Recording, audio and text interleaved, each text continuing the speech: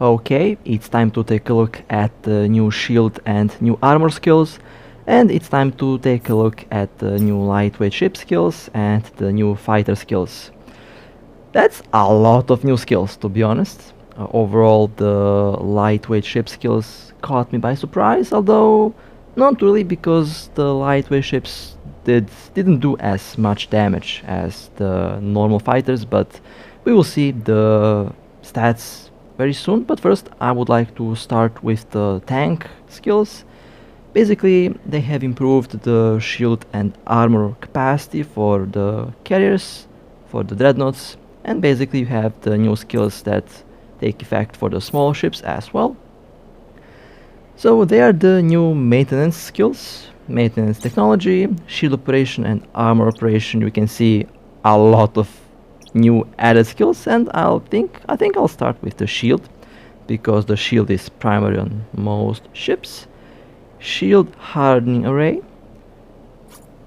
It will give you plus 25,000 shield capacity for your capital ship for level 5, which is 5,000 extra shield per level. Advanced also gives you 25,000, and the expert also gives you 25,000, which is 75,000 total if you have all 3 skills on level 5.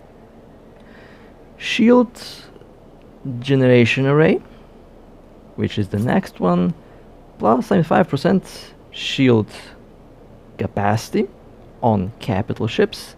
This is the level 5 effect. Advanced shield generation also will give you plus 75% for level 5. And the expert one will also give you plus 7.5%, which is on level 5, which is a pretty significant bonus on the shield. And the classic shield generation will give you plus 5% shield on all ships. This also includes capital ships. Advanced also gives you plus 5% shield for level 5, which is 1% per level. And the third one will give you plus 5%, total of 15% if you have all skills on level 5. Again, it also takes effect for the capital ships. Shield coordination array. Capital shield extender signature radius penalty minus 15% for level 5. Advanced is also going to give you minus 15% for level 5. So far minus 30%. And the expert also minus 15% capital shield extender signature radius penalty, which is a total of minus 45% if you have the skill, if you have all the skills at level 5. Shield coordination, shield extender signature radius penalty minus 10%. This affects all ships, including capital ships. The advanced minus 10% as well. And the expert also should give you minus 10%, which is a total of minus 30% on subcapitals. And if we count the previous skills, minus 75% if you have all these skills on level 5, which is a significant bonus for the capital ships if the skills have the effect on capitals. But the description says that it does have effect on all ships, so capitals included. Armor hardening array plus 25,000 armor for capital ships for level 5, which is an increase of 5,000 per skill level. Advanced also 25,000 for level 5, and the expert also plus 25,000 on level 5, a total of 75,000 extra armor if you have all these skills on level 5.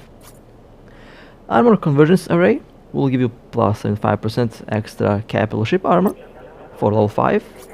The advanced will also give you plus 75% capital ship armor for level 5. And the expert one plus 75% capital ship armor for level 5.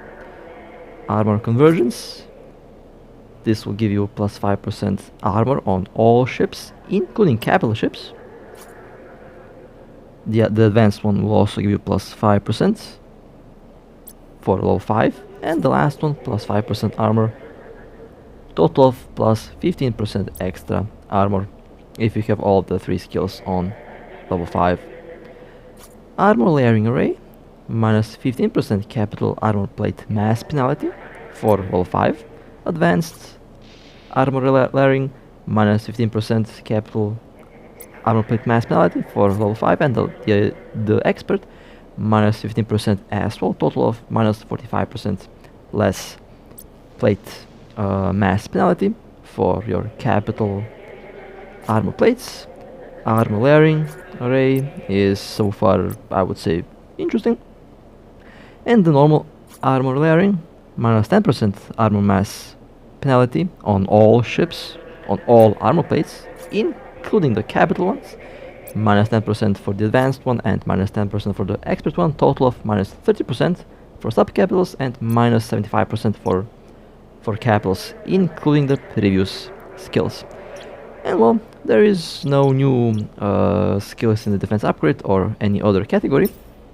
So, this will mostly affect the versatile assault ships, mostly will affect the faction carriers because they have a bonus on armor plates and shield extenders. Now let me quickly equip 2 plates on the Astarte, and then I'll show you the hit points, the armor hit point value on this ship. Should be over 1,000,000 or close to 1,000,000. With the new skills in effect, the Astarte will have about, I would guess, 1.5 million in armor. About 1.5 million because it has the bonus on it, and you also have the general unit that you can use for this ship. You can add a bunch of plates as well. Basically, these ships are meant to use these plates, and you have 8 low slots, so you can come up with some very crazy builds. And this is the DPS build, by the way. I don't have any tank rigs, but with tank rigs I would have well over 1,000,000 armor, and with the new skills I would probably get about 1.5 million armor with crazy resistance. And if I really go as far as possible, I can probably get 2 million armor with the rigs. And here you can take a look at the Astarte ship bonus, plus 5% armor plate, armor hit point bonus per skill level. So that is a very interesting bonus on these ships. Overall, a massive buff for the versatile assault ships.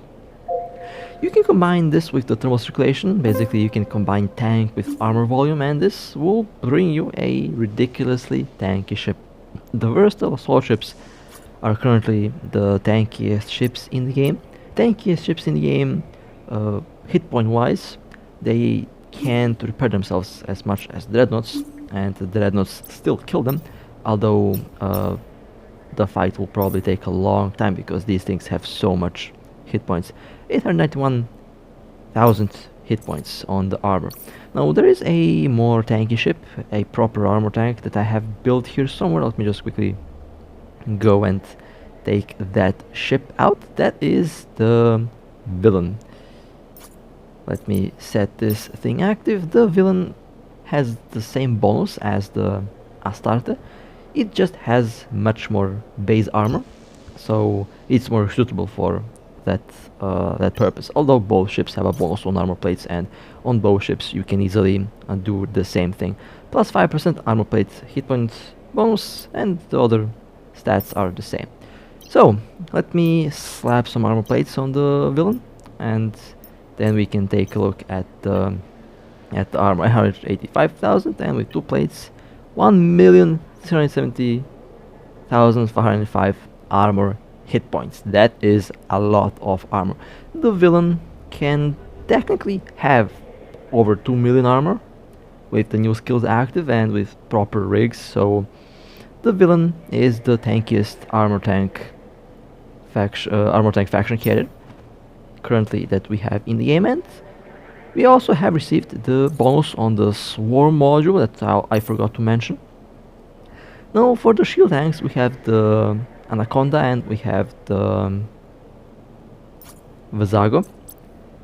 Remember when I called the Anaconda because they ate one letter in the name? It's actually called the Anaconda, so yeah, that confusion has been cleared, by the way. This is the Anaconda, so yeah, that's how this ship is called. It's not Mandela effect, they actually made the mistake in the naming of this ship. But this ship has the bonus on the shield extenders, and the base value on the shield is already 786,000, so I can get well over 2 million shield with this thing easily, without trying to make it too tanky. But if I try to make this thing tanky, I could probably get about 2.5 million, maybe 3 million shield. Again, when the skills kick in, when I actually can use the skills, I will definitely have a lot of fun with these ships, and I'll definitely have a lot of fun building them, and I will make some ridiculously tanky builds, and I'll try to push the tank to whole new broken levels.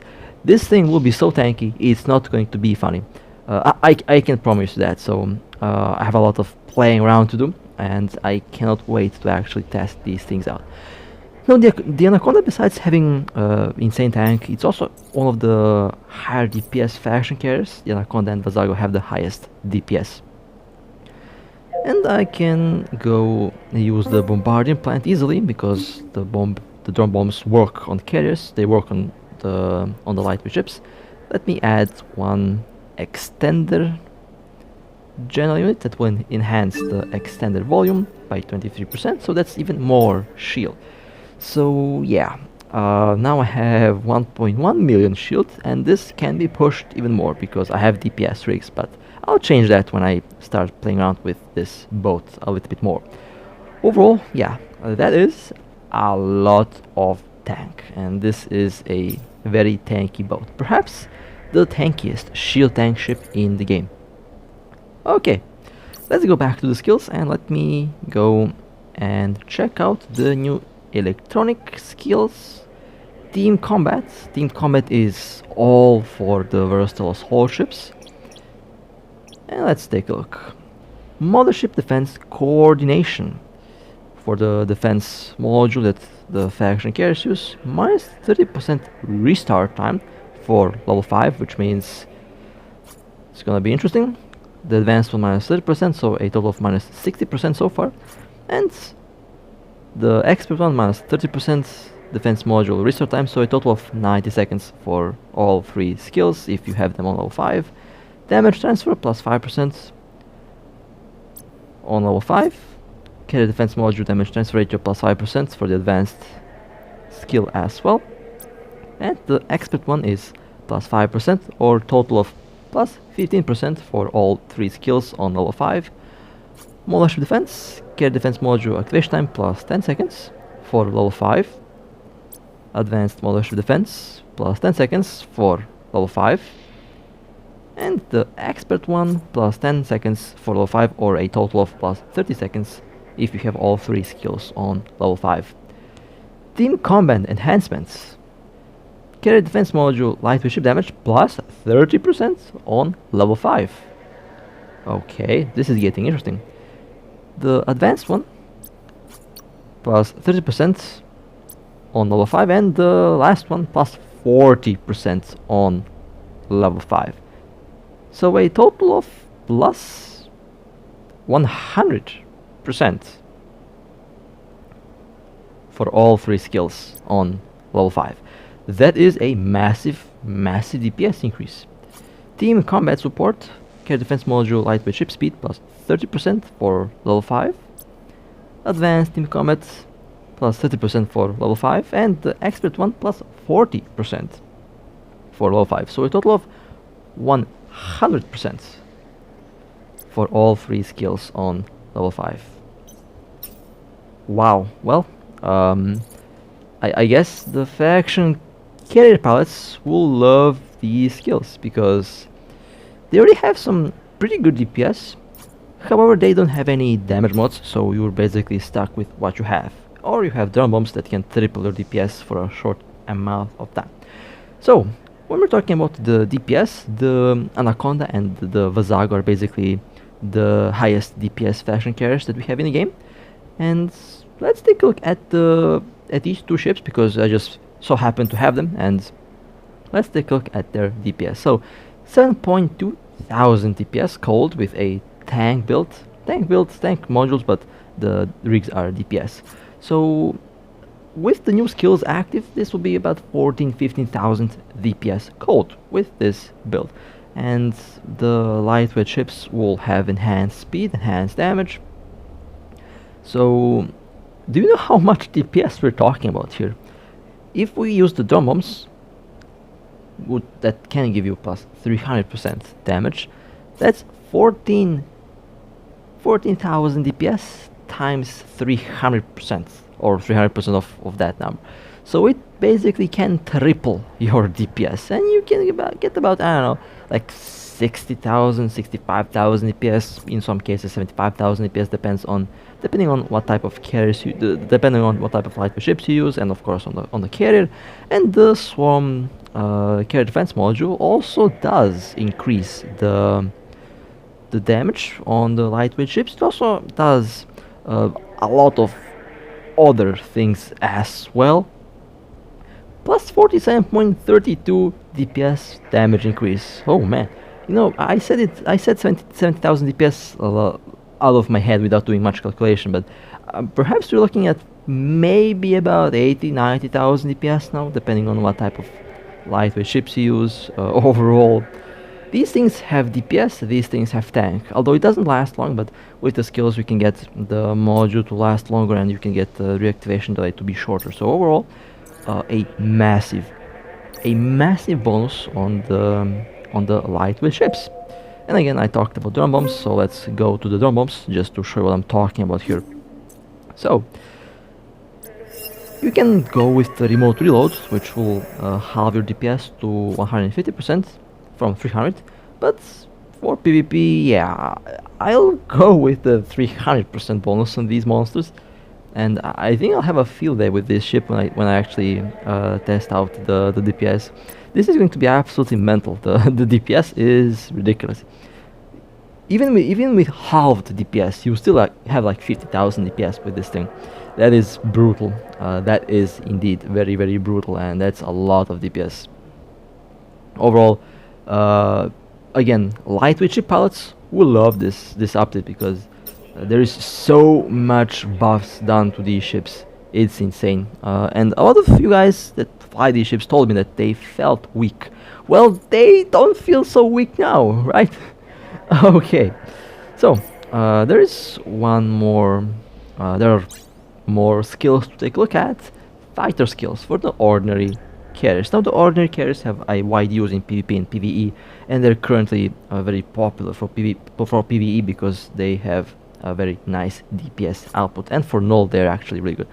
Fighter fighting theory, fighter explosion velocity plus 5%. So okay, so that this improves the damage application on the fighters, and all three skills have the 5% bonus, which means total of plus 15% extra explosion velocity, which is a nice buff.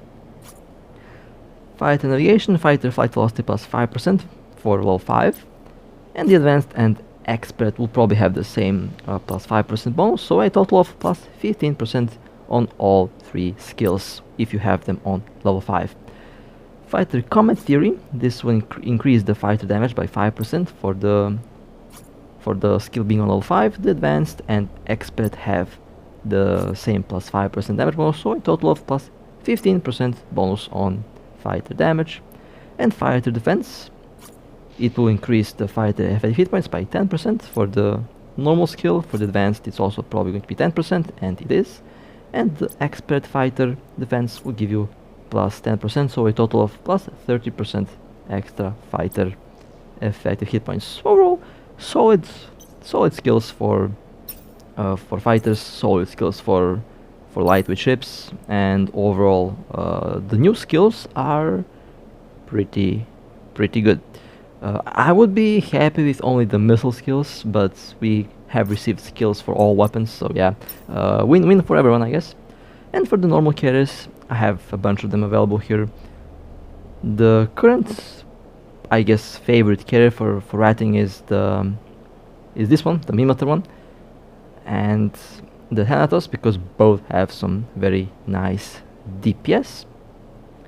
Now, the normal carriers have the damage mods, and they have the fighter mech warp drive guide and things like that, so they're not really comparable to the faction carriers, because faction carriers don't have those modules, and with faction carriers you're basically stuck with the tank most of the time, at least for now. But I believe they will add some new modules, and you will definitely see the damage increase on the ships. you will definitely see the performance be increased with the new skills. Overall, it is a nice buff for the carriers and a very nice buff for the faction carriers. 3.8 thousand DPS on this ship. Although this is because I think I have a tank built on this Mimitar carrier. Although I believe the Thanatos that I have in the hangar has much higher DPS, and I'll just check that by looking at the ship, because why not? I just have a bunch of ships available here, so might as well take a look at them. So overall, it doesn't matter what ship you, which one of these ships you have, you will notice a significant increase in performance. Plus 5% light fighter damage, and I think the Mimitar one has the same bonus, but let me just double check that. Yeah, plus 5% light fighter damage. Okay, so the skill is, the effect is for both about the same. I think on the Thanatos I actually use the Galante fighters, and they do deliver a bit more DPS, so that's why this ship has a bit more DPS than this one. But you can use any fighters on all carriers, and you can get about the same DPS on all of them, although the secondary bonuses are a bit different. 6.5 thousand DPS on the Thanatos, which can be increased a lot, by the way, and with the drone bombs, I see that the DPS on the faction carriers might actually start to surpass the DPS on the normal ones. So I guess upgrading to a faction carrier might be the way to go. But again, I will have to test it out, because I'm very curious to know what's the clear speed on these ships, and it just happens that I will have a perfect opportunity to do that, and once I have the skills up and running, I will test out. I will do a carrier comparison here, basically the Vazago versus the Mimitar carrier, and then the Thanatos versus the villain, and so on. I think it will be fun to see how the ships will perform against each other in PvE and in terms of clear speed. But with that being said, again, some crazy new stats and some crazy buffs for all of the ships that we see here. The tank has been massively improved, by the way. The tank on all ships is drastically improved, and that's a very interesting way to go, especially because we have the balance patch in April coming up. But with that being said, hope that you enjoyed. If you would like to support me, feel free to like and subscribe. And with that being said, stay safe, fly safe, and as always, I'll see you next time.